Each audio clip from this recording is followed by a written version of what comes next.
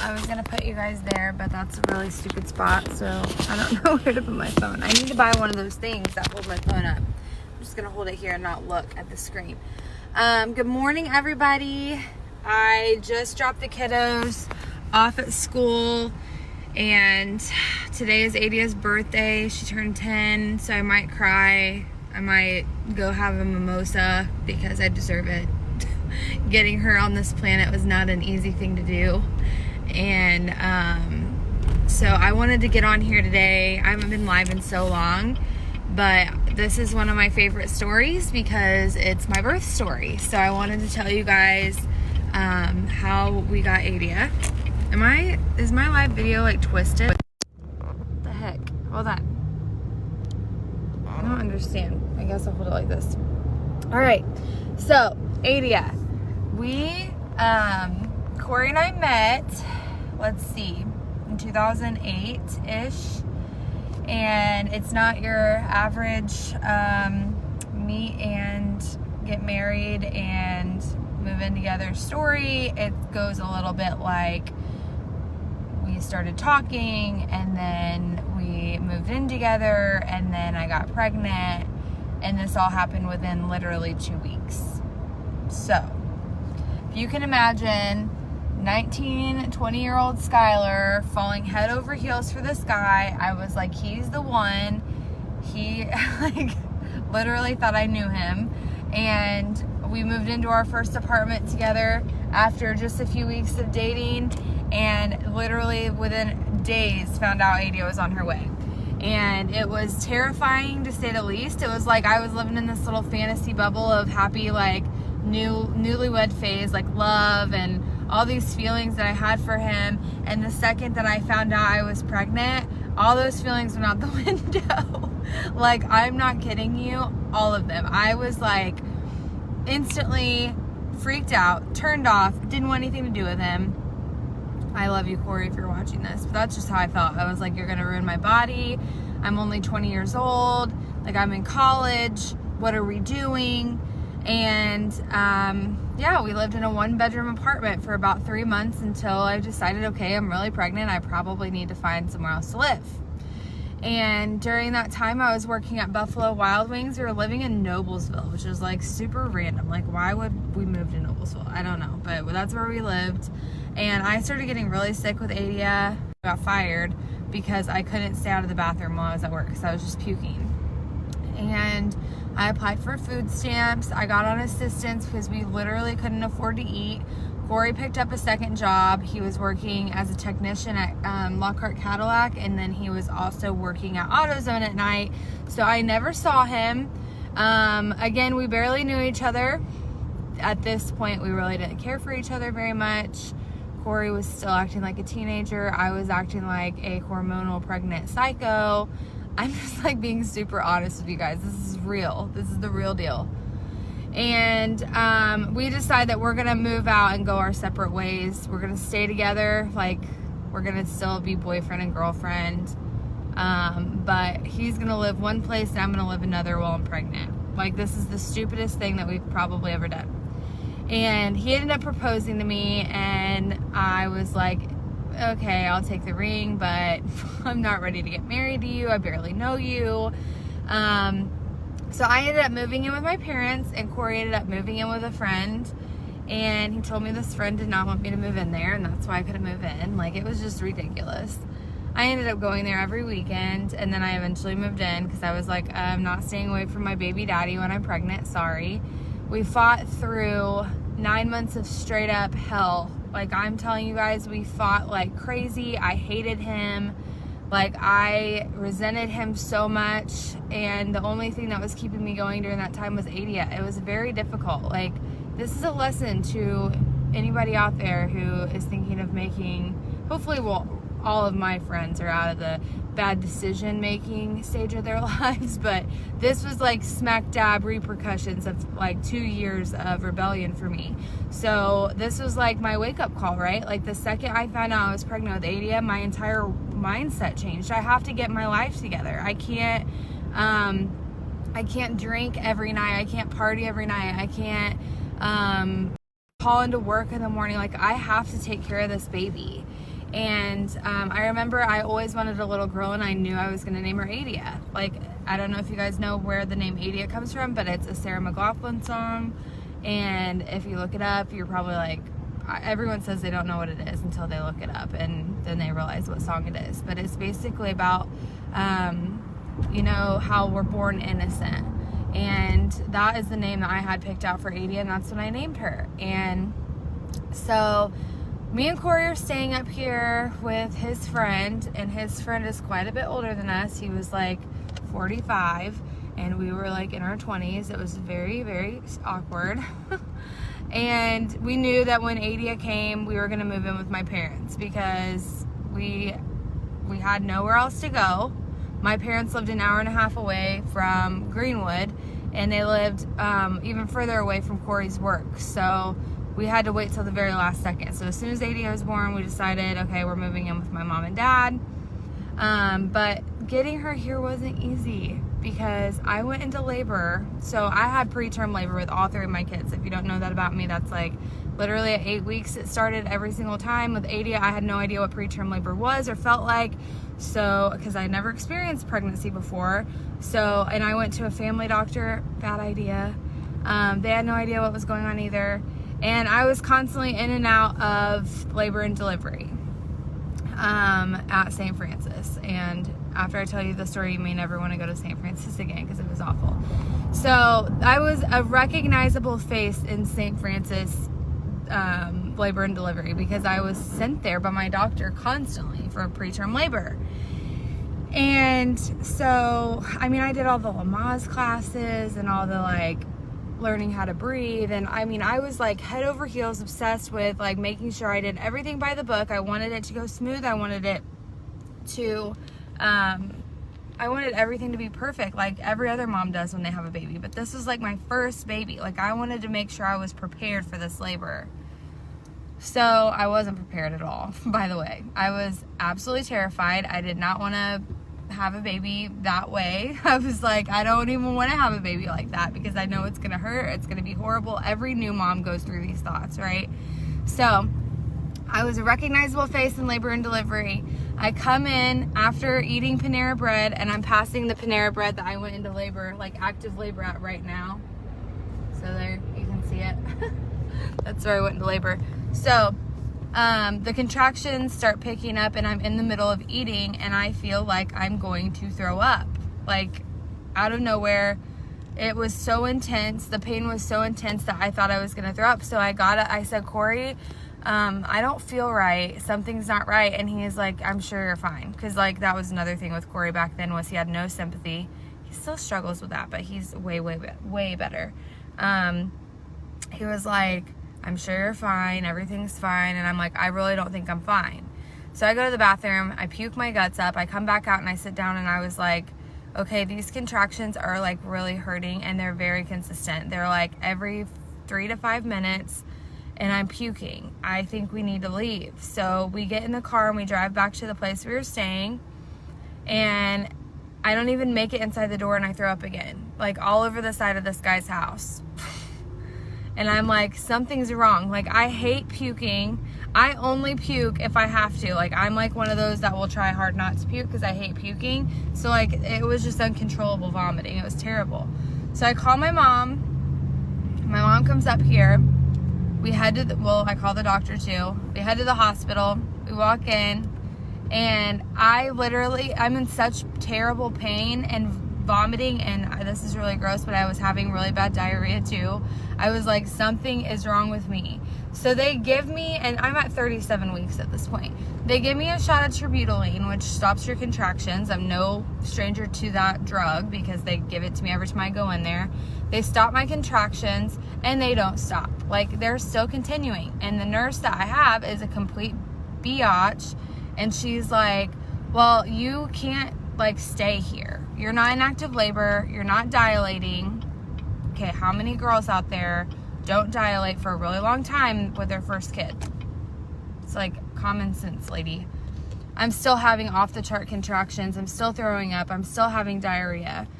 And she's like, you have to go home. And she's like, don't come back in here until you can't walk or can't talk or breathe. And I'm like, that's exactly where I'm at right now. Like, I couldn't even articulate the amount of agony I was in because I couldn't speak. Like, it was horrible. I've never in my life, I've been through some things. I've never in my life felt pain like that, ever. It was awful. And it was enough to send my body into shock because I was throwing up like crazy. So she sends me home, doesn't call my doctor, doesn't tell my doctor she's sending me home, didn't even have the approval to send me home. She just sends me home. So my mom's like, I'm not leaving you. Like, let's go back to my house. We'll see if these contractions calm down. Well, keep in mind, my mom lives an hour and a half away from Greenwood. So we had to drive an hour and a half there. But it didn't take an hour and a half because I was throwing up. I had to poop on the side of the road. I'm not even kidding you. We stopped at a gas station and I hosed the inside of that gas station with vomit all inside and had to walk up to the attendant and tell them, like, I'm in labor. I'm sorry, but I just vomited all over your bathroom at Speedway in Martinsville, actually. Where was it? It wasn't Speedway. I can't remember. It was some gas station in Martinsville. I just completely ruined the bathroom. We stopped probably 5 or 6 times on the way down there, and my mom was like, well, I need to call the doctor again. Like, they need to know what's going on. So she calls the doctor, and the doctor's like, if she's still doing this in an hour, you need to come back. Well, it's like, we just drove an hour and a half. What would normally take an hour and a half took like 2.5 hours because I couldn't stop throwing up. So we get to my mom's, and I lay down, and I turn all the lights off, and I lay down on the couch. And I will never forget this. My entire family's sitting around me, and it's pitch black. The only thing like I can see is the fireplace. It's pitch black. I'm laying on the couch puking in a bowl. Nobody's talking because I kept saying, stop talking. Like, you know when you're like really sick and you can't even like listen to people talk? Like, it's like painful to listen to people. That's how it felt. I'm like looking around and just like my mom, my husband, or not my husband, he was my boyfriend, my dad, like we're all just like sitting there, and I'm like dying, and they're just looking at me like, what the heck, like this isn't normal, you know. I'm their first kid that had a baby, so like they're kind of out of practice from having babies. I'm sure it was very scary, and it was like clockwork. Every 3 minutes I would start dry heaving because at this point I had no vomit left in my body, and I would have a horrible, horrible contraction, and I would be like begging and screaming in pain. It was awful. Like, just talking about it makes me want to cry. So my mom gets me in the car. She's like, we're heading back. We can't do this. I was maybe at my mom's house for like a half an hour. We go up the driveway. I have to stop at the top of the driveway and puke. All the way back, I'm puking and pooping on the side of the road, just like I did. All the way back here to Greenwood. I get to the hospital, and at this point, I'm so exhausted. And like, I can't even speak. Like, it was just so bad. I was so worn out from hours of this, like hours of vomiting, even when nothing's coming up, hours of straight up having diarrhea, hours of like horrible, intense contractions, like horrible. And we pull in, we go up to St. Francis, and we walk up to the desk, and the lady looks at me, and there's like 3 ladies behind the counter, and she goes, she's back. And I was like this close from losing my mind. Like, I was so mad. And my mom's like, she is sick. She's throwing up. She's had diarrhea like nonstop this entire time. Her doctor told us to come back here. We're not just here because we want to be here. Like, she's clearly sick. And she's like, plus she's in so much pain, she can't even, like, she literally can't even hold her head up. And the lady's like, fine, we'll get you a room, go sit in the waiting room. And they make me sit there forever. It seemed like forever. They get me in a room, they put the monitor on me, and Adia's heart rate is like 250 to 60 beats per minute, which, if you know anything about fetal SVT, it's freaking scary. Adia had it, Raiden had it.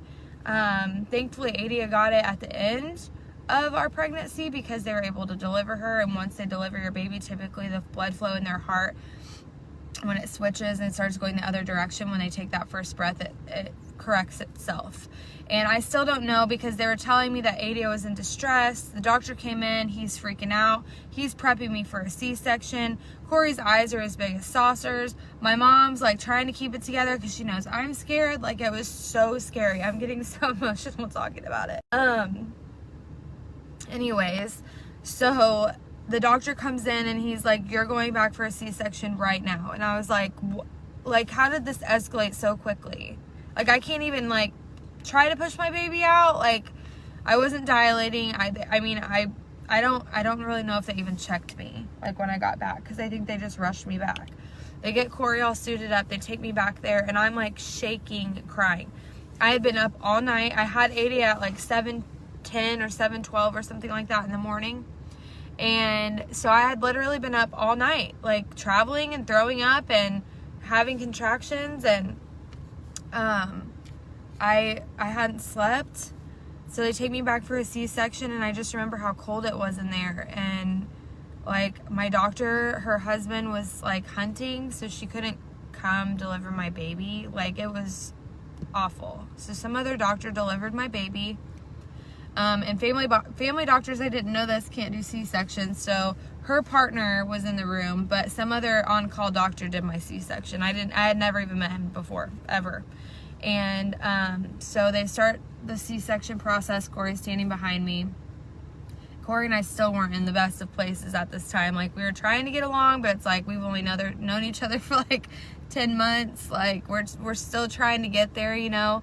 And they pull Adia out, and she's blue, and they hold her up, and she has really dark hair. And Corey had already had these, like, I mean, it was so bad when we were young, guys. Like, people were like, that's not his baby, that's not his baby. I'm not even kidding you. Like, this is the crap that I went through. We were 20, you know. This is just kind of what happens when other people are in your business and you have a baby with someone that you don't know very well. People are going to talk, right? So he always said, if she doesn't come out with blonde hair and blue eyes, she's not mine. And I was like, okay, whatever. Like, I know without a shadow of a doubt that she's yours, but whatever.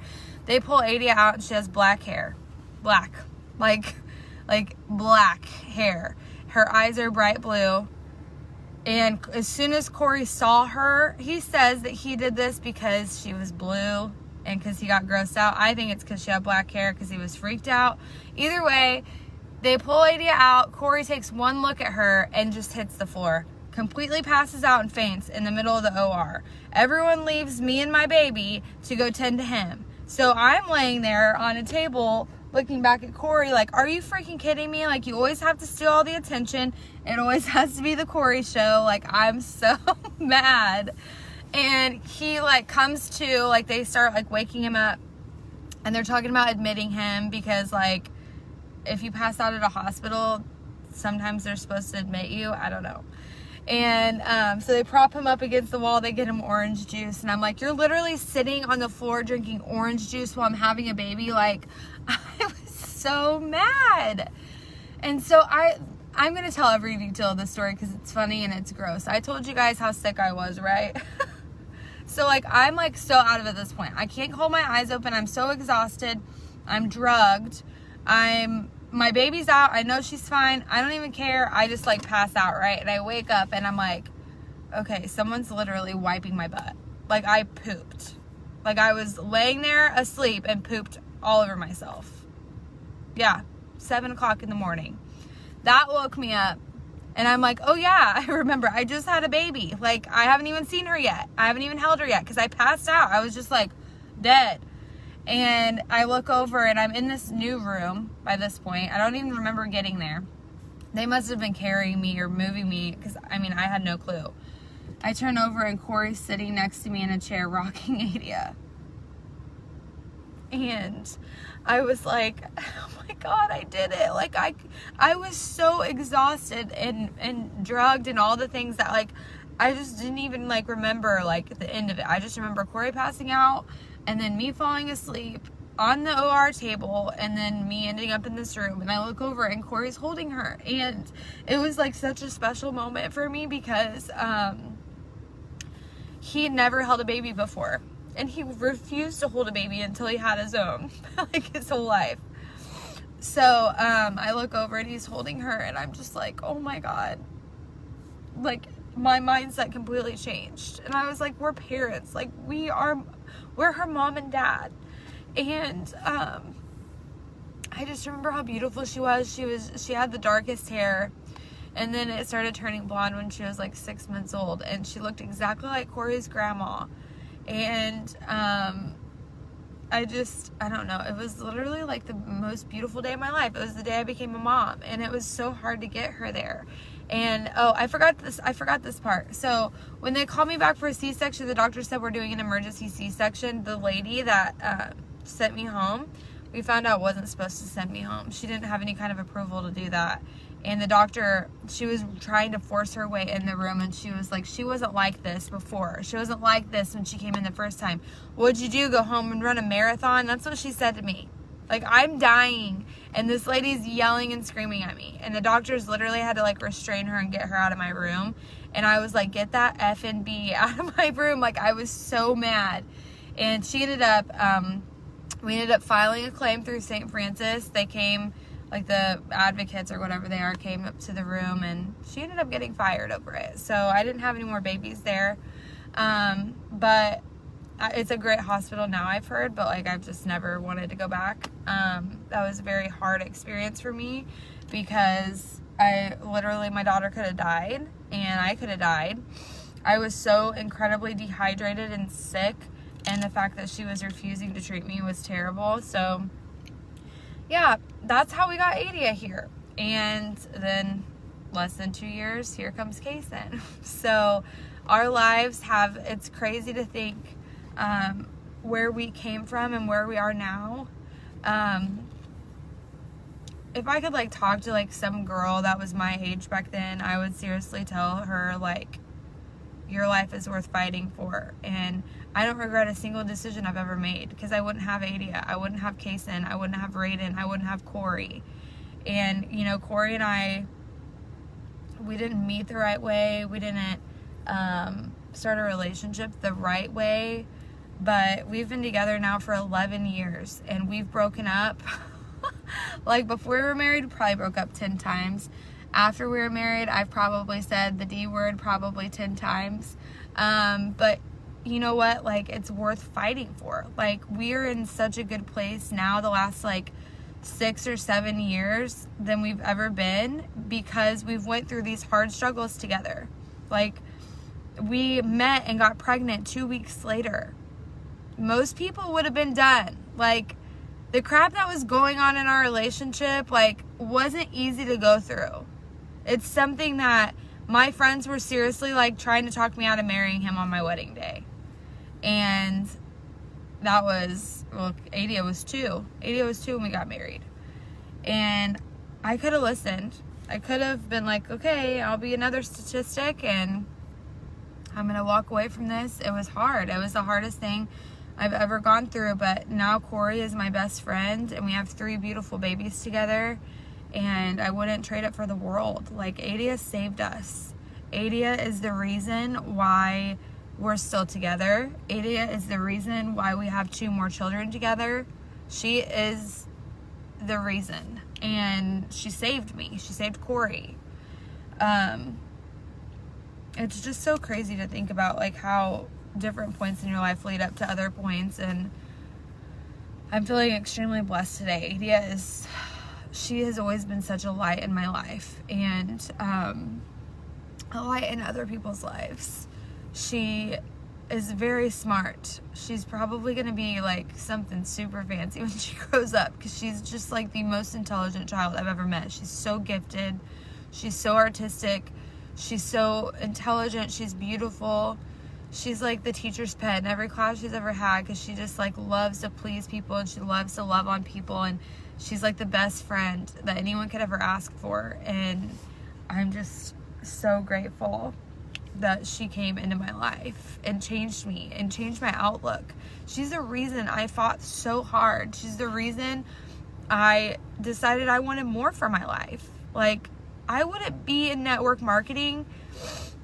I wouldn't be able to provide for my children like I have if it wasn't for the fact that Adia came along and changed my heart and made me realize that I need to dream bigger, and I wanted more for my children than the way I was living. Like, When she was a baby, we lived with Corey's grandma, and it was horrible. Like, we couldn't afford to feed ourselves sometimes. We couldn't afford to keep our lights on when we moved out into our own house. We'd have to drive an hour and a half to my parents to go eat dinner. Like, it was hard. We almost got our car repoed. They tried to come get our car and we locked it in the garage. We were on food stamps. We were on government assistance. I was in college. I was living on student loans and food stamps and WIC. I'm not even kidding. And that's something I don't talk about very often because I get all weird about it. I don't know why I get weird about it. It's part of my story, but you know, this is the real deal. We were down here.